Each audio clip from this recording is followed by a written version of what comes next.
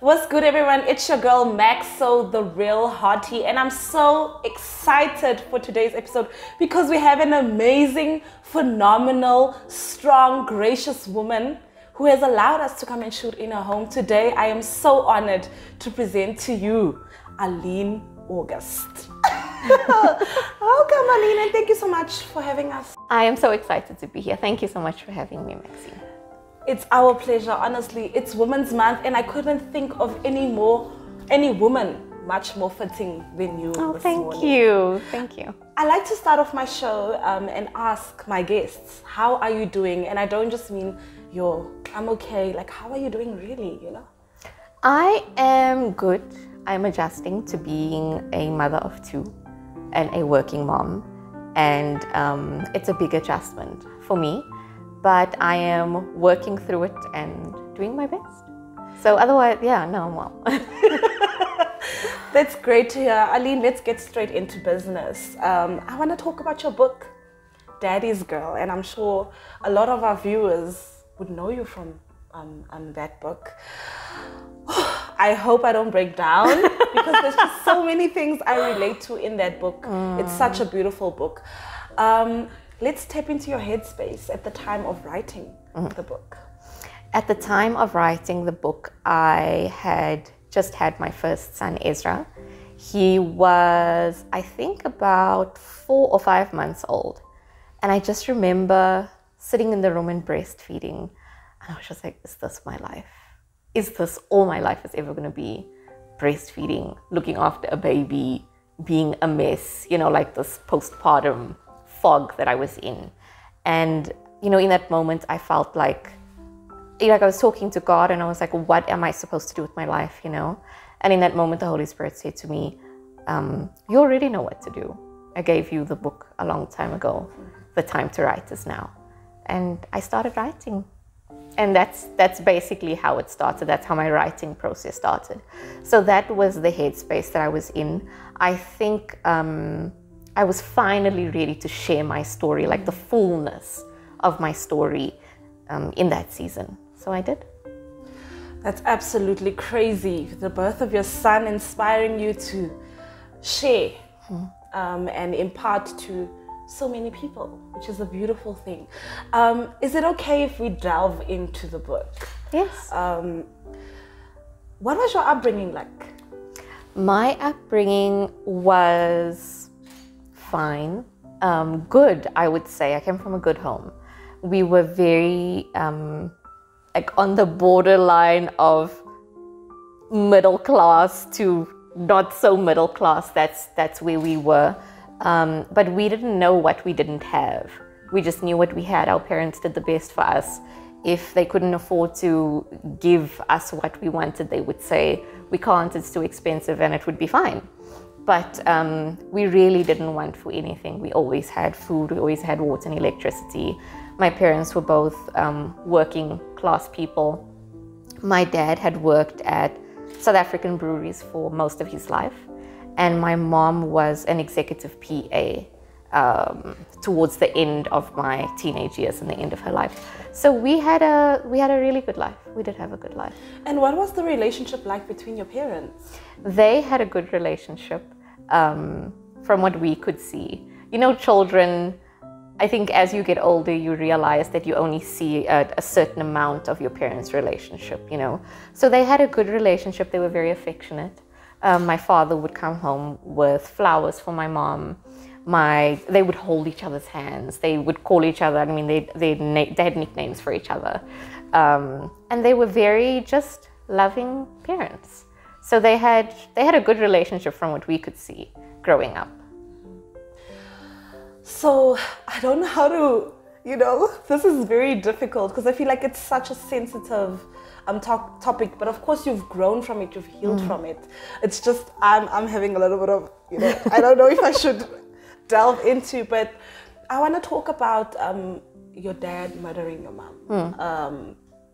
I'm so much confused because you're saying they had a good relationship, and your dad called your brother and sent him to the room at the back of the house and told him not to come out. And at that point in time, What were you thinking when your brother said to you, your dad said he shouldn't get into the big house? I think because of my age and because I was the youngest, I was very naive and I was very sheltered. I often didn't know what was going on around me, with my parents and that kind of thing. Closer to the time of their death, things weren't great between them. My mom had moved out and moved back in, and like over the years she would move out and move back in and move out and move back in. So I mean, I knew that there were issues, but they would always come back, and I just thought, this is just how it is, And when all you know is one thing, you think everybody is like this, everybody's homes are like this, So my brother came to the back. We had a cottage at the back, and I was sleeping there with my cousin. And he came to the back and he said, "No, Daddy said that I must stay here with you guys." And I was like, "You can't stay here. Like, we are going to sleep at school tomorrow, But I just, in my mind, was feeling like he's just being an irritating older brother. That was the way that I perceived it, And eventually we kicked him out because we wanted to sleep. My cousin had university the next day. I had school the next day. And we went to sleep. I had no idea of what it was waiting for me when I woke up. I literally had no idea. I just thought I was going to wake up the next morning, go to school, and everything was going to be normal, just the way that it was. So in that season of my life, I was very naive. I didn't really realize and was not able to perceive and process exactly what was going on around me. Oh, that's so profound. So after the whole incident happened, did you keep your naiveness or? No, I didn't. I think I had to grow up very quickly after that had happened. After my parents passed away, after my dad shot my mother and killed himself, I had to grow up very quickly because I had an older brother that was also trying to process and work out exactly what was happening. He had his own trauma and whatever he was dealing with. I think he dealt with a lot more because he was privy to the information that was happening, like what was happening between my parents and that kind of thing. And he was in the house when it happened. So he was dealing with his own trauma, and I don't think had the capacity and emotional intelligence and maturity to look after me, to see to me. So I was pretty much on my own after that, and I had to grow up very quickly. So yeah, the naivety was not a privilege that I was able to carry on being naive like that, I want to talk a little bit about your brother, seeing that you have mentioned him a bit. Are you telling me the relationship is still? Yeah, the relationship is, there's no relationship right now. If you have read my book, you will know exactly where we are in our journey together. I don't know what the future holds. I don't know if, if there is a reconciliation in the future. I don't know what God has in store for us, but I guess it's just one of those things that you also have to ride out, I think the thing is that my story is not finished. It's still very much being written. So, like I said, I feel like he dealt with his own trauma just the way that I did. So I think I expected him to look after me and expected him to be the parent and to be the big brother, but he wasn't capable of doing that, which was understandable. So I don't hold anything against him. I don't have any ill feelings towards him. This is just our journey right now. Where do you think that stems from? I mean, you guys grew up together, so there should be that bond. What was the bond like when you guys were younger? When we were younger, we were close. I think the thing that was difficult for us growing up was the age, because he was 4 years older than me. And if you have seen him, I think going into high school, that was when I realized, okay, we are different, is that he looks different to me. So I'm darker skinned and he's lighter skinned. And people would always point that out, like, why do you guys look so different? Why doesn't she look like your sister, kind of thing. So I think once I started to get older and got into high school, I could see the differences between us, you know. But we were close growing up. But I think he just dealt with a lot more in terms of my parents because he was older than me and he knew a lot more than I did. So in that season, when my parents were fighting just before their death, was like a big separation between the two of us because he knew the seriousness of the situation and I just couldn't understand it. So I think that was the beginning of the drifting apart for us, just because he knew so much more and understood so much more than I did, you know? Well, Arlene, I think I could relate to you because I also have siblings that I'm not in contact with. Okay. And this is because of parents and the choices that parents make. And I feel like even though there is an attempt to have a relationship, it's not the same. I had an instance where a younger sister of mine sent me a DM and she said, why don't you like you and my family? And I was like, but nobody said I don't like the family. My only issue is that we don't have that connection because we were never raised in one home. We don't have that bond.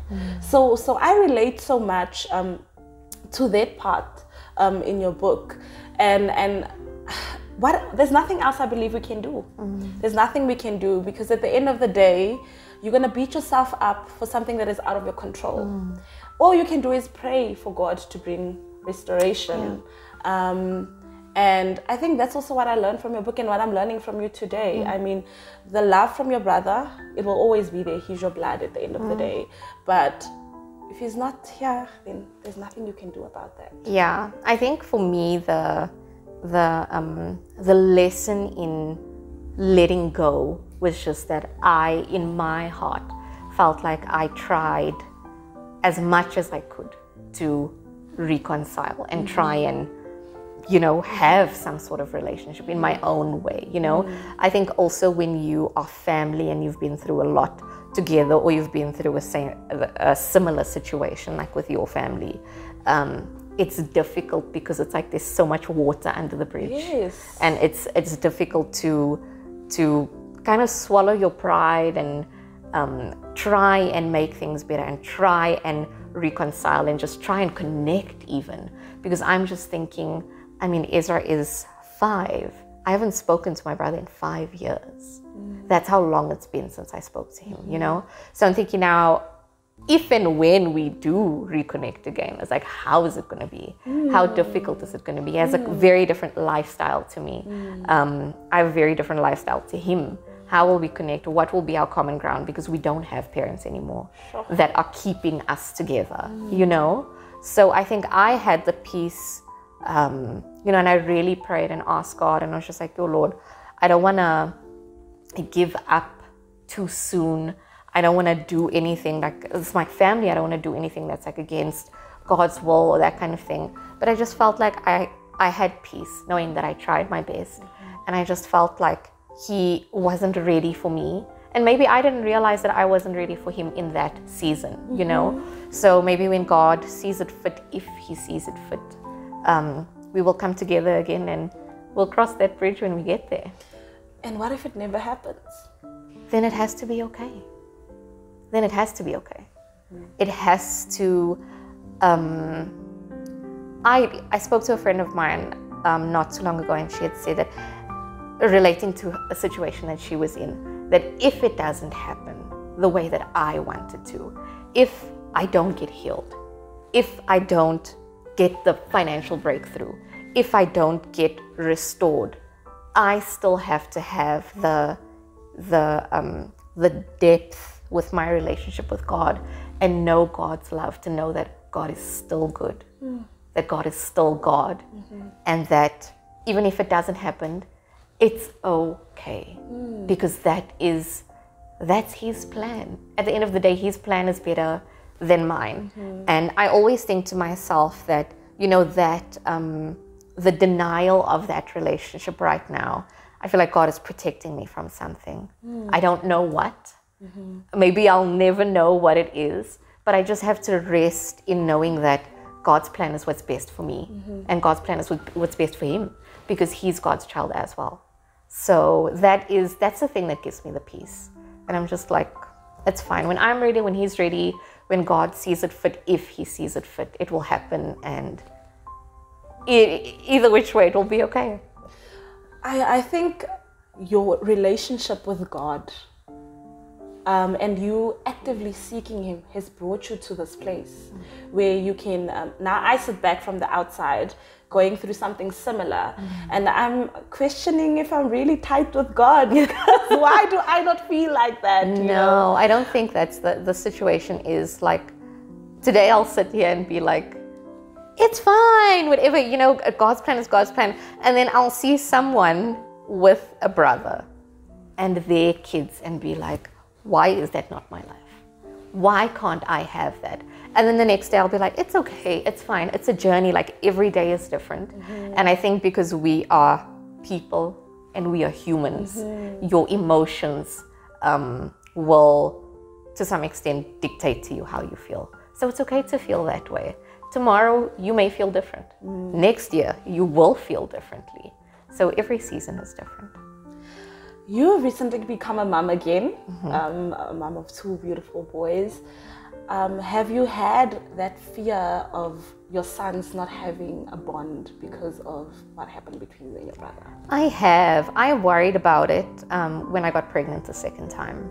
But I just prayed and asked God to give us the wisdom to raise them so that they will be close and that they will have a lifelong relationship and a lifelong bond. And I think we are really blessed and lucky to have friends around us that have kids with big age differences, small age differences, but are so close and are so bonded.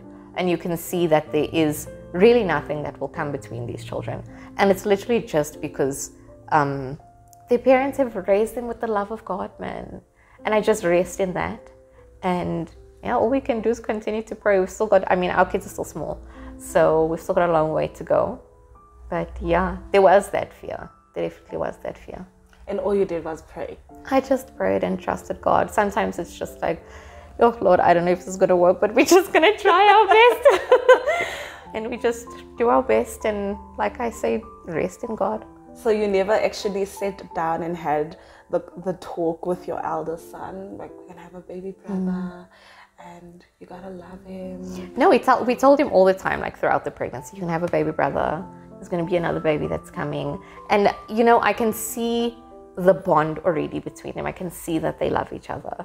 So we did our best. We don't know like his level of understanding. We'll only know at a later stage. Yeah. So yeah, I guess that will come out much later to see like how he understood and how they're going to be together and what their relationship is going to be like. But right now they look like they're pretty tight. That's good. Have you forgiven your father? I did forgive my father. After Darren and I got married, I think we were married for about 2 years.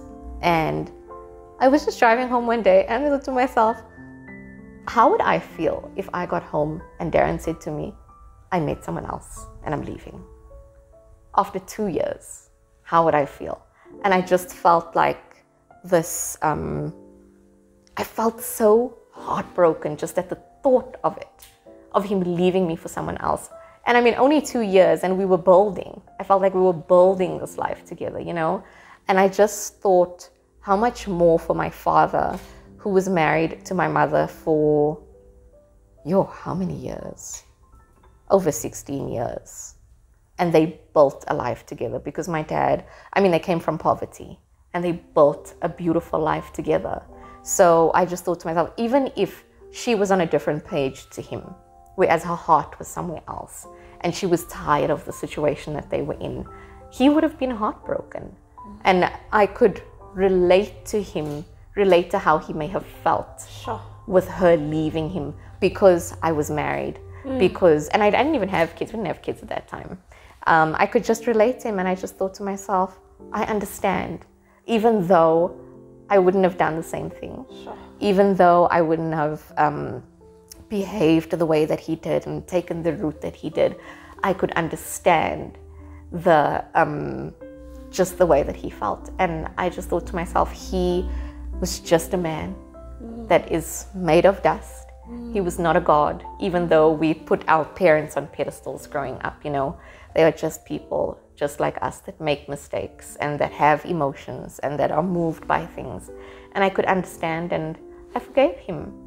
And that was a great relief and release. You know, forgiveness is, it's not for the next person, it's for you. Yeah. It's definitely for you. So that, like, that forgiveness changed my life. I had to forgive my mother as well. So just forgiving them and releasing them was just, it helped me become the person that I am today, that I can sit here and speak to you and say, this is what happened in my life. This is what my father did. This is what my mother did. It's really only that forgiveness that gives me the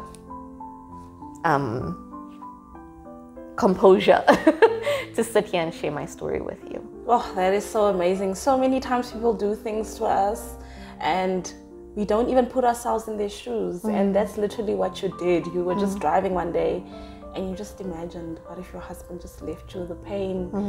That's big. I'm even, like, I was getting goosebumps. Like, that's big. That's God's love for us.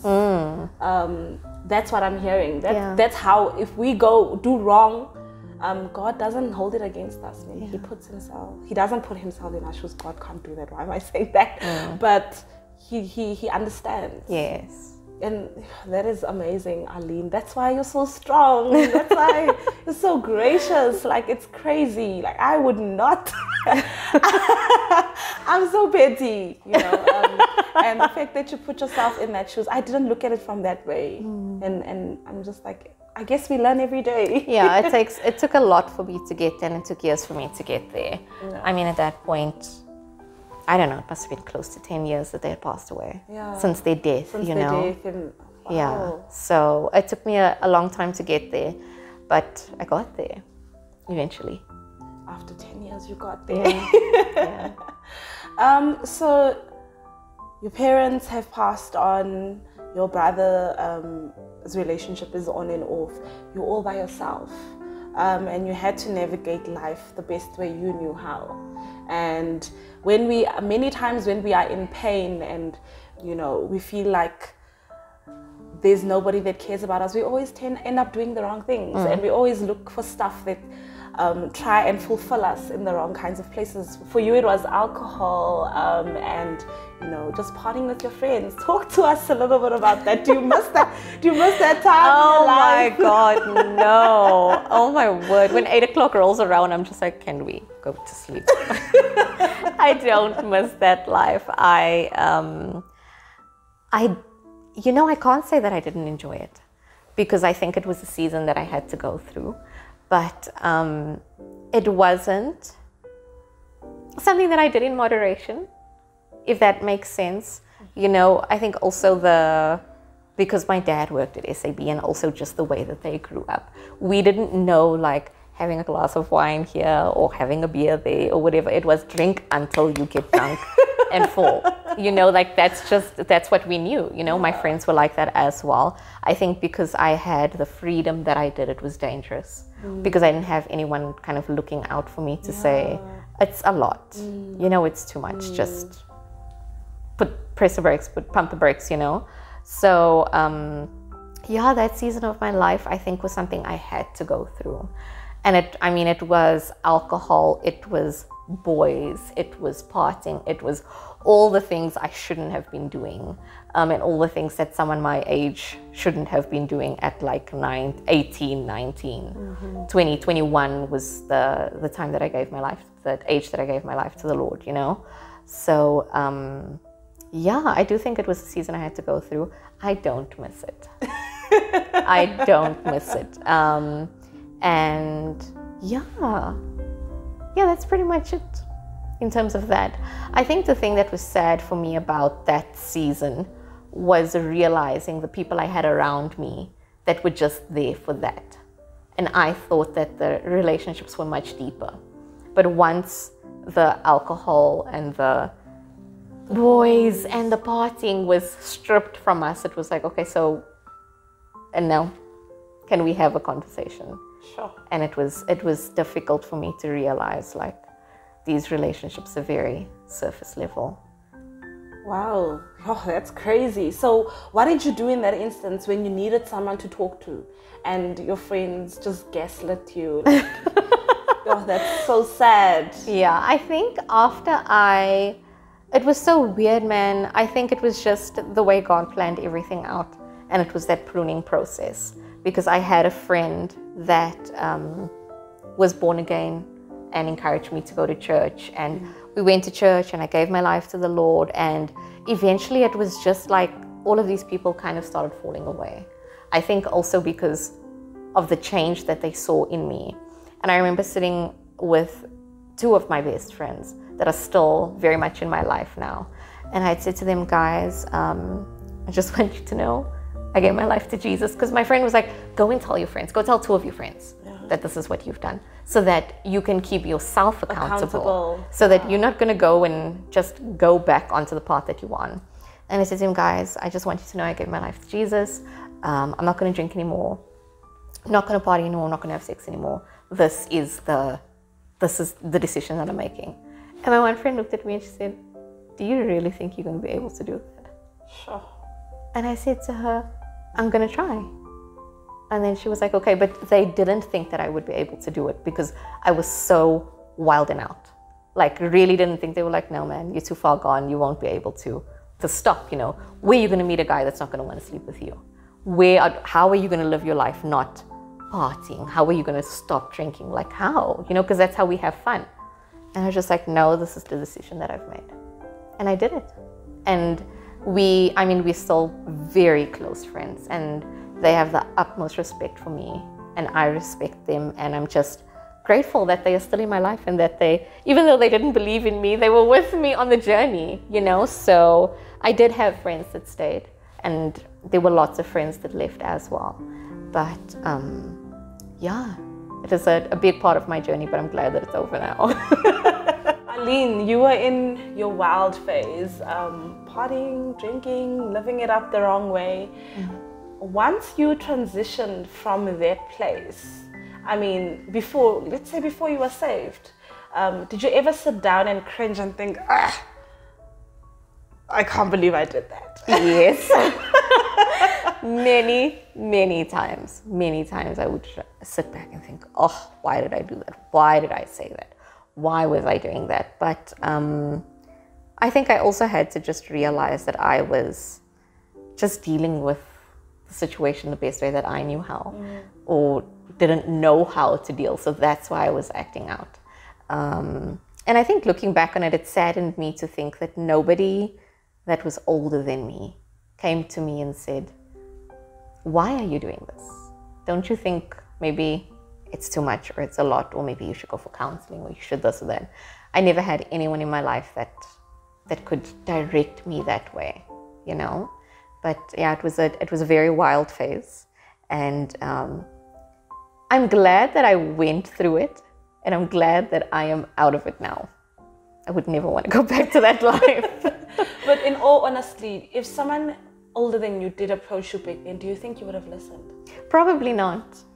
But I think I would have been moved by the thought of somebody cares enough to ask, or to say, or to try and direct me. You know, I think that part would have struck me, but probably wouldn't have taken the advice. Arlene, I'm hearing you say that there were moments when you felt like there wasn't an older person there to guide you. Where were your aunts and your uncles? Our family is very scattered. So my mom grew up in Swaziland, she was a Swati. So basically her whole family, besides one sister, is here in Johannesburg. Everybody else is in Swaziland. My dad's family is all KZN. So besides the one sister that is here and my cousin. But I think also because of the nature of their death, everybody was dealing with their own sort of trauma in a way, you know? Like these people's sister was killed by her husband, and these people's brother killed his wife and then killed himself. So I think they were all dealing with their own trauma at that time. I didn't realize that maybe that was the reason that they weren't able to come forward and try and like look after us or see to us or whatever. But I mean, we did have one aunt that really tried, but I think we were just also stubborn and going through our own stuff. But yeah, I think everybody was just dealing in their own way because it was a hard situation all around. But I would take that as a bit unfair, because you are not your father's mistakes, nor is your brother, you know. They should have approached it with a little bit more sensitivity, a little bit more patience, because I feel like you guys took priority at the time. Yeah. Did you ever sit and have this conversation with them, seeing that the Arlene you are today? Do you have the conversation? Do you guys keep in touch? I've never had this conversation with any of my family, besides the cousin that was living with me when my parents passed away, because we were very close. I've had a conversation with her. I think also because we're closer in age and we went through the situation together, we could relate to each other, and she could tell me how she felt and how I felt. But also only recently did we have that conversation. In terms of my dad's siblings and my mom's siblings, no, we haven't had that conversation. I don't feel the liberty to speak to my mom's family, especially just about the whole situation, because I feel like they're sensitive about it, understandably. My dad's family, I mean, I'm close to my one uncle and aunt, but I don't know, I just don't feel like we should speak about it or that we can speak about it. But the one cousin that I did speak to, I think, was the person that I had to speak to, just for me to feel like it's off me now. Did you ever resent your aunt and uncles for that? Yes, I did. Because I felt like, especially my mom's family took my brother's side a lot. That's how I felt from my point of view. I felt like they took his side and that he was the golden boy and could do no wrong kind of thing. And I felt like I was always being disciplined because I was the girl and because I was younger. And girls are supposed to sit at home and girls are supposed to this and that. So I did resent him, and I was angry with them for a long time. But I just let it go. I just let it go because it would eat at me and I would get so angry. And I didn't want to be angry all the time. I didn't want to be bitter because of that unforgiveness. I feel like sometimes in life we need to stop putting expectations on other people.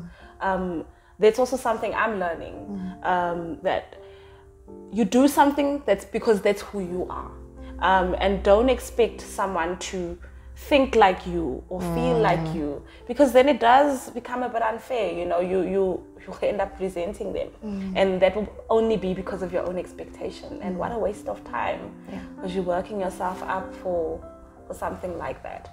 There was a time you briefly moved out to live with a guy and his family because you were so tired of your family. That was one of the moments. I was like, why did I do that? It's one of those. Let's talk a little bit about that. Like, what made you just decide to up and go? How old were you then? I was still in school. You decided? Yeah, that was very shortly after my parents passed away. Very, very shortly. Probably a few months after they passed away. He was my brother's friend. Came to the house to to sympathize, that's the word, with us. And he just kept coming. And that's how we connected and started dating. And my brother said to me, but I couldn't take my brother seriously because he was just wild and out also in that season, just after my parents passed away. And he said to me, don't you know this guy's on drugs? He sells drugs, he's on drugs. Don't you know guys that drive 325 IS sell drugs? And I was like, no, I've never seen him selling, I've never seen him doing. We spent a lot of time together. I didn't believe him. But yeah, like later on after we broke up, I found out that that was what he was doing. But I would share with him, venting, like, oh, this is what's happening at home. I'm so tired. Things are so bad. It's like this, it's like this. And then he eventually said, you can come and stay with my parents, because he stayed on his own. He said, you can come and stay with my parents, and they'll look after you until we get to a point where we want to get married. And then I was just like, okay, maybe this is a better situation than what I'm in, you know? And shame, they were nice people. They looked after me. But it wasn't home. And I think in that season, in that time that I just lost my parents, I was longing for that feeling of home. I was longing for that feeling of just safety, because I didn't feel safe at home with my brother. And that's why I went. When I just packed up my stuff and I went. And it was a lot. It was a big story, because there were cops involved and all that other stuff. But eventually one day I had an altercation with a cousin that was staying in the house. And he had said something like, it was so long ago. It feels like somebody else's life that I'm telling you about. That is how long ago it was. But he had said something about, I tried to make a move on him or something like that. And I was just like, no. Like, I'm always in my room. That's how I also felt like I didn't have the freedom to move around the house, and that kind of thing. I was always in my room. And we had a discussion, and his dad had said he can see that the cousin is lying. But after that, I just said, I think I have to go. I think I have to go home. And then it came to light that my boyfriend was dating someone else at that time. And his sister was the one that told me. So I just said, okay, this is now just confirmation that I need to move out of here. And then I moved and I went back home, and I was really lucky that my brother was like, don't come home and things will be better. And things were better for a season until his girlfriend fell pregnant. And then eventually he moved with his girlfriend. And yeah, there was a lot of friction also between us during that season, because his girlfriend was a bit of we didn't get along well. But yeah, that was the moving out and moving back season. But I do think also, like I'm saying, I have regrets, but I think everything had to work out the way that it did for me to end up where I am and who I am, to be who I am now, today. That's crazy. Don't you like walk past them sometimes in the mall and you just go? There was once that I saw his little sister in a mall, and she walked past me. And I just thought, this is why we never got along. Guys, there's no reason for us to be like this. But I don't see them. I think also I'd grown up in Alberton and then eventually moved to Glen Vista. And now we are the north side. So I don't really see a lot of the people that I grew up with and that were in that season with me. But I'm sure when they look at you now, they only see God's goodness. I don't know. Hey, I hope so. I can only hope so. I think some people may think, people that knew who I was may find it difficult to believe that this is who I am now, because they know the severity of who I was in that season. But I do hope that when they look at me, they see God's goodness and God's grace. And if they don't, it's fine, because it is God's goodness and God's grace. It doesn't change that. Yeah. So then you moved along and you gave your heart to God. Were you not uneasy in the beginning? Like, it's coming out of the situation that you came out of and just fully submerging yourself in God. Was there never a time when you were like, I don't know, or where are you, God? Like, I'm doing my best. I'm here, I come to church every Sunday, I read your word, but I still feel like you're not pulling through for me. I think that came for me much later in my walk with God, because I had such an encounter with God and with Jesus. I was so drunk on God. There was nothing that could have deterred me. I think I'm also that kind of person, like once I set my mind to something, that's what I'm going to do. Like I just see, like I get tunnel vision and I see the goal and I see the end that I have. I don't know how I'm going to get there, but I just kind of move until I get to that point. So I was just so besotted with Jesus and so in love with God that I just did everything that I could to get to know him and to be closer to him. And those moments really only came much later, I would say, after I got married and started having this kind of conflict with my brother because we co-owned the house together. Yeah. So he wanted the house. I wanted the house as well. But neither of us could afford to get a bond to buy the house from each other. And because I had moved to Glen Vista, I was never in Alberton to see what was happening at the house. And I'd later found out that he had basically gone behind my back and put people into rent at the house. And on the property was a big house and the cottage, like I had explained. So he was getting two sources of income from that home, which I felt was unfair because I didn't know that there were people there and I didn't see 2 black cents from any of the rent or anything that he was getting.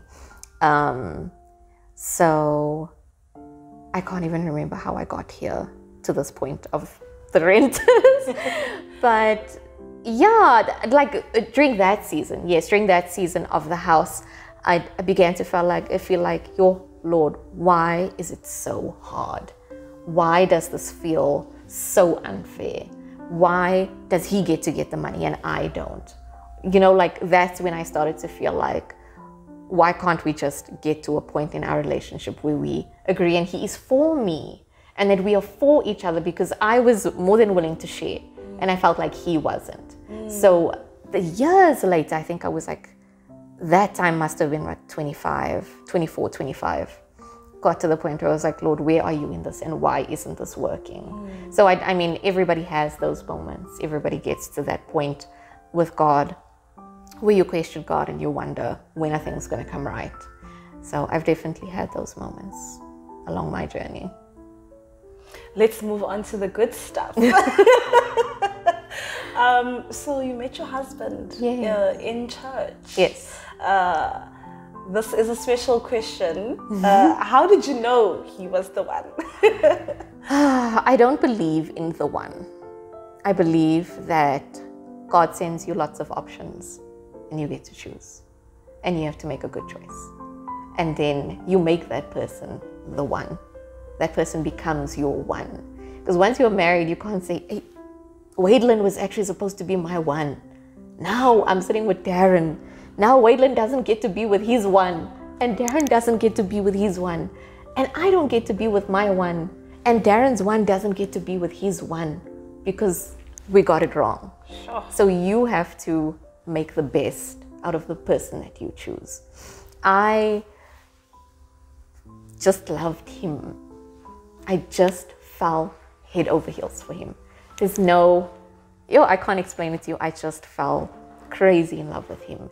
And I had never, ever felt that way before about anyone. And I just felt like this is the man that I'm going to marry. I just knew the first time that we spoke. We didn't even speak face to face. We spoke on BBM at that time, BlackBerry Messenger. We spoke from 3 o'clock in the afternoon until 3 o'clock the next morning. We chatted and chatted and chatted. And I just felt like, no, this guy, this is the kind of man that I want to marry. And he felt the same, obviously. And we ended up getting married. So coming out of the home that you come out of and having the relationship with your brother as a male figure in your life, which was a little bit uneasy, was there ever a time you put that on your husband? I don't think so. Maybe he would feel differently, but I don't think so. I just kind of knew that he was a different kind of man. He just showed me through his actions, through his, and not just his words, his actions. What he said was what he did. He was just a different kind of person, and I could see that. So I don't think that I ever put that on him. I never thought that he would hurt me. Sure. I never felt that he would hurt me. I knew that he loved me. and I knew that he wanted to be with me. He made his intentions clear from the beginning, and he always followed through. He always did what he said he was going to do. So I trusted him. I was just lucky, blessed, I guess. Was there a time where you felt like you were not good enough for him? Oh, lots of times. Darren used to lead praise and worship at a very big church. And, later on, I knew nothing about him. Nothing. He was in a band called YMC. And the one day he was like, we're going to go perform at this hall. Do you want to come with? So then I said, okay, let's go. And I sat next to the drummer's girlfriend. And she was singing the songs and she knew all the words. And I was like, oh, have you seen them perform before? And she was like, yeah, don't you know their songs? So he was really popular. I mean, people knew them. They knew the band. They knew him in the worship team. He was in the leadership as well. And I think because I had just joined church and just started volunteering, people were like, who is this girl? And is she good enough? And where does she come from? And then it comes out that she's an orphan. And then it comes out that her dad killed her mother and then killed himself. And then it comes out that she lives alone. And, so what kind of a person is she? Is she good enough for Darren? I always, on top of my own insecurities that I had within me, it was also echoed silently in the background. Like, who is this girl? Where is she from? Kind of thing. But he always reassured me. He was always on my side. He was everything then. He's still everything to me. So yeah, he was just, I've never felt like that about anyone. Like, I get emotional just thinking about him. He just always reassured me. And he saw who I could be. He never saw who I was. Mm-hmm. And I think that's why I just felt so hard for him, But yeah, that's my husband. Oh man, that's so nice. Thank you so much for sharing with us. Thank you for getting me to cry. I'm also gonna cry, I'm low-key there, man. So there you have it, guys. Be patient, a lot of love, and stick to your word. Yeah. That's how you get to marry the girl of your dreams. Yeah, I think so. Yeah. Those are good points. No, that's what I'm hearing. It's so surprising how you say that you don't find the one, but the one is made. Yeah. And you're not the first person to say that to me, actually. Someone told me, find your 3 and make him a 10. So that's how I'm like, okay, maybe we've been looking at it the wrong way. You always expect people to, I need to have goosebumps when I know, but most of the time you're not going to find that 10 immediately. But growing together, that's how you get to make him the 10. Yeah, you won't find a 10, definitely. But if you see red flags and if you feel uneasy about anything, if there's anything that makes you uncomfortable and he's not your husband, you don't need to make him a 10. God will make him your 10. Yeah. You can't change a person. I always tell that to people. It's like, you think you're going to change him. Don't date someone with the intention of, I'll change him. Yeah. I'll show him Jesus. Yeah. The fact that you were dating someone that doesn't know Jesus it's going to show him that you don't know. Because if you knew Jesus, you wouldn't compromise on that. Dating someone on that. Sure. So if you are married to a person and you're starting to feel like maybe this wasn't the right decision, you can't, there's no going back now because you've made your decision already, you've made your choice. So you just have to journey along, getting to the point where you guys become each other's one. Talking about your husband, have you ever had doubts that he would be a good father to your children? Oh no, I never had doubts. I didn't. I never had doubts. I doubted myself as a parent, but I never doubted him because I know his heart and I know who he is. He probably doubts himself as well. He does actually. He's spoken to me about how he doubts himself, but I never doubted that he would be a good father. I always knew that I wanted kids, so if I had a doubt that he wouldn't have been a good dad, probably wouldn't have married him.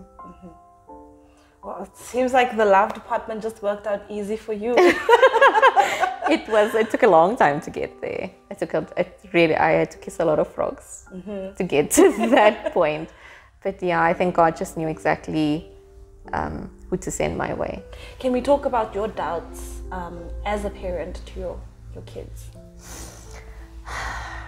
I don't know. I think I worried that I didn't come from a full home. So my parents aren't still alive. And I don't have that support. I think when you have kids, you think of support, who's going to help me with this, who's going to be my village. So those were the things that I would doubt myself, you know, who's going to teach me, who's going to help me. Sure. But a friend of mine, after I had Ezra, had said to me, Eve in the Bible was the first woman ever. There was no one before Eve. Eve didn't have a mother. Eve was the mother of mothers. And she made it. She taught herself. And that really encouraged me, because I was like, okay, I don't need a mother, because God will show me. God will give me the wisdom. God will send people to help me. And our village came, and we're fine now. I still have my doubts now and then if I can do the thing to raise the boys to be great men of God, great men in society. But I mean, they're still babies. We'll get there eventually. Wow, that's beautiful. I never looked at it from that way. I never looked at it from that perspective as well. But like I'm saying, like God knows who to send. Yeah. And they will say exactly what you need to hear in that moment, and you'll be fine. Because that's something I also worry about, you know, like, who are you going to call? I don't even know how to, you know, of course, being an aunt is different to being a mother, you know. So I feel like a lot of people who come from homes that are broken, who have parents who are not in their lives, have their question, like, you do. First, there was a point in my life where I decided I don't want kids. But obviously now that I'm growing older and you get to see people having children and what a blessing it is and how beautiful it can be. I've recently started to have that desire, but for me, it's always like, will I be a good mother? What if I won't do this? Because you don't want to carry your trauma and bring it, you know. But unfortunately, we're human, so those things are multiplex, and I never looked at it from that way. Yeah, I think that a good mother is somebody who's trying. As long as you're trying. As long as you're trying to do your best for your child, as long as you're trying to be the best that you can be. For me, that's a good mother. What a beautiful definition of what a good mother is.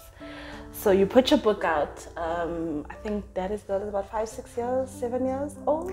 No, not that old. Ezra was born already when I put Daddy's Girl out. So it's probably just shy of 5 years. Probably about 4.5 years now. And you started with your planner, your daily planners. Yes. How did that idea come about? The planner came about during lockdown. So I had started bullet journaling just before lockdown started, because I just needed something that was mine, because everything was the boys. Everything was my husband, everything was my kids. I just needed something for myself. So I started bullet journaling because I'm creative. I like drawing, I like coloring, I love stationery. And I would put stuff out on my Instagram and people would say, you know, if you did one like that for me, I would buy it because I can't draw. Sure. And I love this idea of this, you know. And I started thinking about it and eventually drew an entire year out and put it out there, and that's how the planner was born, basically. How long does it roughly take you to draw? Does it take like the whole year for the next year? No. I would say about 3 or 4 months. The first one took like 8 months. But now I've been able to cut it down because this is my 3rd one for this year. So for 2023. So it takes about 4 months, 3 or 4 months. So are we going to get a planner from you every year? I will see how 2023 goes. I mean, if it's successful, then I will definitely carry on with it. Yeah, I feel like it is successful because, you know, it has so much. There's a mood tracker, there's a gratitude log. Like, it's so well thought out. I was not into journaling, but best believe it's therapeutic. After I got your planner as a Christmas gift, and I really started getting into it, you know, buying the stationery, it's actually very therapeutic. Oh, I'm glad. And you actually get to sit down and think about, what is it that I'm grateful for? And then when you write it down, it just gives more meaning to your life. So I think that's a beautiful idea. I feel like it's a market not tapped into, because you find a lot of planners, but not one like that. Yes, definitely. Like that one has such cute drawings, such cute themes. There's a lot of love put into it, and it shows. Oh, I'm glad that you like it. Is there anything else we can expect from you? Not at the moment, no. I don't have anything lined up right now besides my planner for 2023. But I mean, you can keep up with me on social media and you'll see what the next thing is. Definitely, please share your handles. At Arlene August on Instagram and Arlene August on Facebook. People are still on Facebook? Hey, people are still on Facebook. I'm not on TikTok. Why not? I feel like TikTok is so unfiltered and uncultured. But I like it. I mean, I do like it, but I'm not in that video editing space yet. Oh, yeah, no. But you kill us with the content, though. I'm glad. Thank you. Thank you. You kill us with the content. Arlene, thank you so much for allowing us into your space, for being vulnerable, for sharing and imparting onto us. We really don't take this lightly. Thank you so much for being my addition for Women's Month. I don't see anyone fitting. Thank you. Thank you for having me, Maxine. It was a lovely time. I enjoyed it very much. This is the strength that we have as women, to forgive the unforgivable and not let our circumstances define who we are. Move on with grit and grace, and that is what makes you beautiful.